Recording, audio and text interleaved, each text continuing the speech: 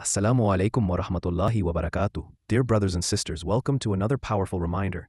Today, we are going to discuss one of the most awaited and most powerful events in human history, the return of Isa ibn Maryam alayhis salam before the Day of Judgment. This is not just a story, it is a prophecy, a reality that will unfold near the end of time, and it is one of the major signs of Qiyamah mentioned in the Qur'an and Hadith. Stay with me till the end of this video as we uncover what the Qur'an says about Isa alayhis salam, the authentic Hadith about his descent, his role against the Dajjal, his time of peace and justice, and what lessons we can take today.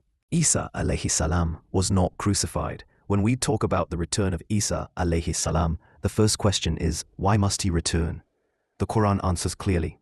Allah says in Surah An-Nisa 4:157-158, they did not kill him, nor crucify him, but it appeared so to them. Rather, Allah raised him up unto himself. This verse tells us, Isa alayhi salam was never killed, never crucified. Allah raised him alive. His mission was not completed yet, and before the end of times, he will return to finish that mission. Quranic sign of his return. Allah also says in Surah Az-Zukhruf 43:61, and indeed he will be a sign for the hour. So do not doubt it and follow me. This is a straight path. This means the descent of Isa alayhi salam is a sign that Qiyamah is near. His return is a sign for the entire world, a warning that the final hour is approaching. How he will descend. The Prophet Muhammad sallallahu alaihi wasallam gave us detailed descriptions. In Sahih Muslim, Rasulullah sallallahu alaihi wasallam said, Isa ibn Maryam will descend near the white minaret in the east of Damascus, wearing two garments lightly dyed with saffron. He will place his hands on the wings of two angels.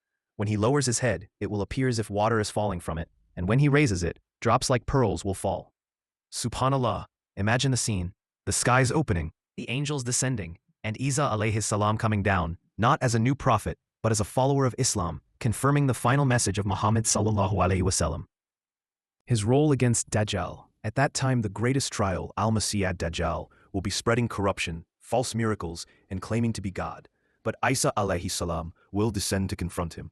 In Sahih Muslim, the Prophet sallallahu alaihi wasallam said, Isa will pursue the Dajjal and catch him at the gate of Lud, in present-day Palestine, and he will kill him. This will be the end of the greatest fitna the world has ever seen. Truth will overpower falsehood. Isa alayhi salam and Imam Mahdi. When Isa alayhi salam descends, the Muslims will already be preparing for prayer, led by Imam Mahdi. Isa alayhi salam will be invited to lead, but he will say, no, your leader is among you. This powerful moment shows that Isa alayhi salam will return not as a new prophet, but as a servant of Allah, following the final Sharia of Islam brought by Muhammad sallallahu alaihi wasallam. His time of peace. After the Dajjal is defeated, the world will witness peace like never before. The Prophet sallallahu alaihi wasallam said in Sahih Bukhari, he will break the cross, kill the swine, and abolish the jizya. Wealth will be so abundant that no one will accept charity. During his rule, justice will prevail, oppression will end, peace will spread across the world, people will live in abundance. After some years, Isa alayhi salam will live a normal human life and then pass away naturally. Muslims will perform his janazah prayer. Lessons for us today. Dear brothers and sisters, the return of Isa alayhi salam is not just a story of the future. It's a reminder for today.